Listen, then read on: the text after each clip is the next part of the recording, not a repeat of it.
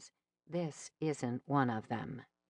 Hadley's eyes move back to the fence while she frantically motions for us to come into the building. What are you waiting for? Get a move on. People take off toward her, but my feet stay rooted to the ground. We can't just run off and leave everything out here. If the dead rattling that fence manage to break it down, we'll never be able to get our supplies. We need to take them now. Axl takes a step forward, but I grab his arm. What about our stuff?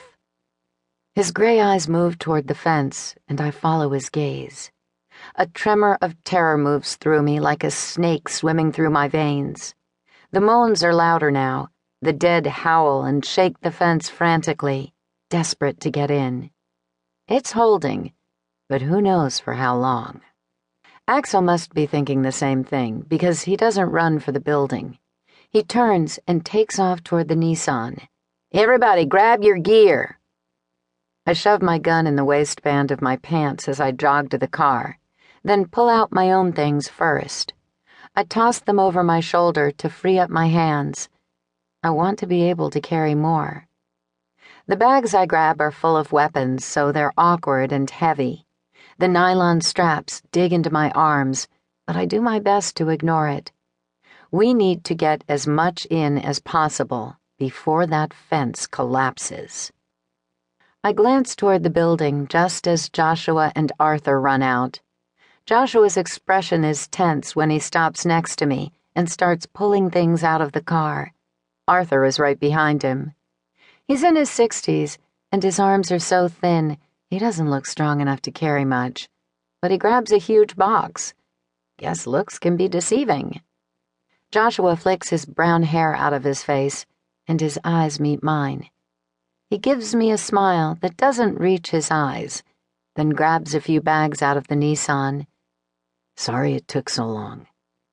The smile I give him is strained but genuine. I'm too relieved the door is actually open to complain.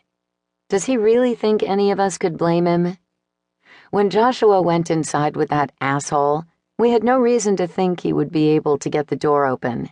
But he did. Whether it took minutes or hours, he worked a miracle in my book.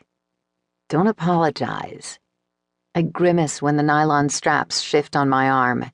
It's like getting rug burn. I'm so happy to see you that I'd kiss you if my arms weren't full. Joshua flashes me a real smile, and we head for the shelter. Moans from the dead follow us into the small concrete building. Everyone huffs and puffs from exertion, like the big bad wolf trying to blow the house down. We all barely fit with our bodies loaded down with boxes and bags of supplies, and we bump into one another as we try to squeeze in.